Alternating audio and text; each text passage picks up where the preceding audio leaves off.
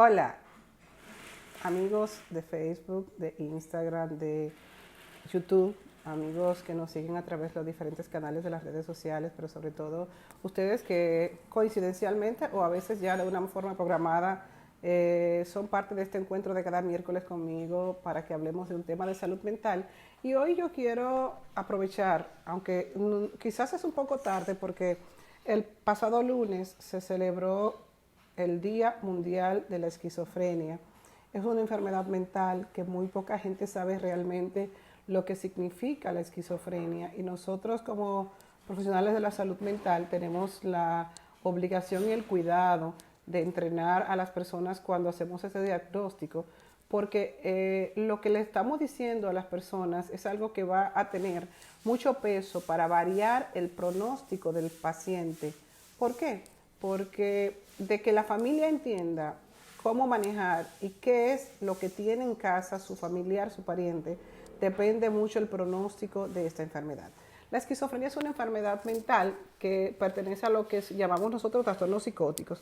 ¿Qué es lo que se conoce como un trastorno psicótico? Aquellos trastornos donde las personas tienen una escape de la realidad, donde las personas se van fuera de los procesos de la realidad y entran a un nivel que se llama psicosis porque tiene la característica de que aquel crea su propia realidad. Entonces, la psicosis es donde hay ideas delirantes, alucinaciones, básicamente cuando el paciente escucha voces que le hablan en su cabeza, cuando el paciente tiene una idea de que lo persiguen, de que lo maltratan, de que le quieren hacer daño, de que hay un complot para dañarlo. Esa es básicamente la característica de un tipo de esquizofrenia que es la más común y afortunadamente es la que tiene mejor pronóstico, que es la esquizofrenia paranoide. En ella la característica principal es la paranoia, o sea, la gente siempre tiene la sensación de que es perseguido, de que los demás le quieren hacer daño, de que hay una trama para dañarlo. Y como tal tienen una conducta, diríamos, básicamente de estarse cuidando de todas las personas que están cerca. Y básicamente eso es lo que genera como esa construcción de un sistema delirante donde el esquizofrénico básicamente no sale, no confía en nadie, a veces deja de comer en la casa porque siente que lo pueden envenenar por la comida, porque el agua está contaminada, porque no confía que sus familiares quizás en algunas ocasiones también le han puesto medicación a un jugo o a una comida que le brindan al paciente y entonces el paciente se da cuenta de que su comida está adulterada con alguna sustancia, sobre todo con medicación, porque básicamente no hay conciencia de que está enfermo, no quiere medicarse, entonces lo que hacen los familiares muchas veces es que comienzan a darle los alimentos con la comida y una de las sintomatologías entonces es que el paciente deja de comer en casa y no come ningún alimento que prepare otra persona porque tiene temor a que le puedan medicar de manera involuntaria y también porque dice que lo pueden dañar con esa sustancia. Tenemos ese tipo de esquizofrenia que, como decía, tienen buen pronóstico porque a pesar de que la gente tiene sus delirios y sus alucinaciones, su deterioro en el lenguaje, en el comportamiento, de higiene y cuidados físicos no es tanto como por ejemplo la esquizofrenia indiferenciada o la esquizofrenia desorganizada, que ya son un tipo de trastorno mental. Voy a referirme un poquito a la indiferenciada, que es un tipo de esquizofrenia que comienza muy temprano en la vida de las personas, comienza a parecerse a todos los grupos de esquizofrenia porque tiene un poco de delirio, presenta desorganización también de la conducta, presenta a veces como conductas catatónicas, como caminar en círculo, como hablar y repetir una sola palabra. Y también es una esquizofrenia que evoluciona rápido hacia presentar múltiples crisis. O sea, la gente tiene un episodio de crisis psicótica, sale de él, pero vuelve rápidamente a caer en esa crisis psicótica. La esquizofrenia indiferenciada a veces permanece como estable por mucho tiempo, pero en otras ocasiones avanza y se convierte en una enfermedad donde el paciente se cronifica y aunque tú lo estés medicando, no presenta una mejoría importante. La esquizofrenia desorganizada, ya eso es un tipo de esquizofrenia más grave.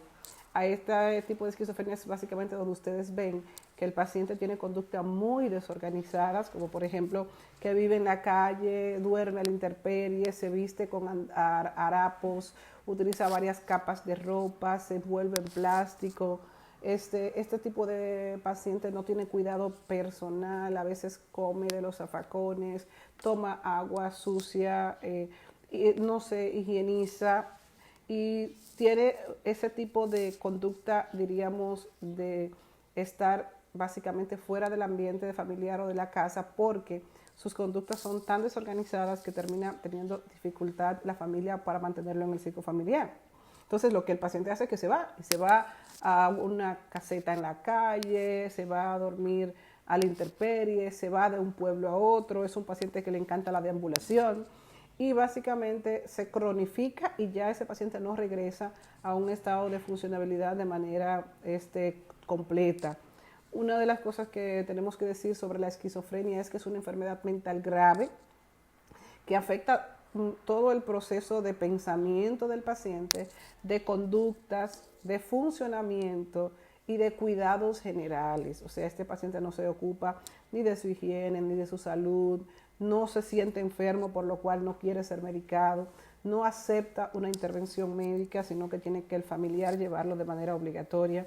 Y también tiene graves trastornos del sueño, trastornos alucinatorios, donde ve cosas, escucha voces, siente el peligro y puede ser un paciente que potencialmente se torne agresivo por sus ideas delirantes que presenta. Y finalmente me faltó hablar un poquito de la esquizofrenia catatónica, que son esos 4 tipos de esquizofrenia. La catatónica es donde el paciente tiene mucha sintomatología motora, o sea, de sus movimientos corporales, y puede haber 2 grandes presentaciones de la esquizofrenia catatónica. Una es que el paciente esté muy quieto, como frisado, como si fuese una estatua, y pasar largas horas así, largo tiempo sin movilizarse. Y otro es que comience a caminar y a dar vuelta en círculos y caminar de una manera sin ningún propósito. O sea, el paciente puede ir de una cuadra a la otra, puede ir de la sala a la cocina y volver varias veces como si fuera el péndulo de un reloj. Y también puede tener conductas como, por ejemplo, dar vuelta en círculo sin ningún motivo. Este tipo de esquizofrenia catatónica también está acompañada de ausencia del lenguaje, o sea, el paciente prácticamente no se comunica con su medio exterior y también como que crea su propio mundo y él ahí se entiende, pero no tiene la necesidad de comunicarse con más nadie en ese momento. Es un tipo de esquizofrenia también muy grave, donde el paciente suele tener muchas manifestaciones de deterioro de su conducta, se desliga bastante del yo. Saludo Jennifer, un abrazo para ti, un placer saber de ti. Gracias a ti y a toda la gente que nos sigue y que están ahí conectados cada miércoles. Seguía diciendo que la esquizofrenia, al ser un cuadro grave y deteriorante, además es progresivo.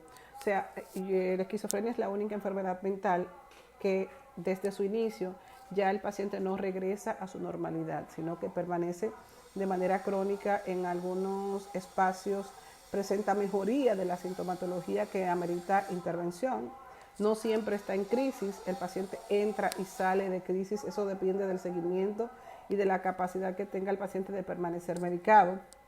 Y básicamente, una de las características de la esquizofrenia es que es una enfermedad progresiva. Por eso hay que tener tanto cuidado con no permitir que el paciente llegue a cronificarse, porque al ser una enfermedad progresiva, entonces entra en un estado crónico donde tiene la dificultad de salir de ahí una vez que el paciente se ha diagnosticado y comienza a hacer varias crisis. Después de 3 crisis ya no le podríamos quitar el medicamento nunca más al paciente. Así es que nosotros queremos en el día de hoy llevarte esta información de lo que es la esquizofrenia. No todos los pacientes que van al psiquiatra son esquizofrénicos. La esquizofrenia es apenas un 1% de la población mundial.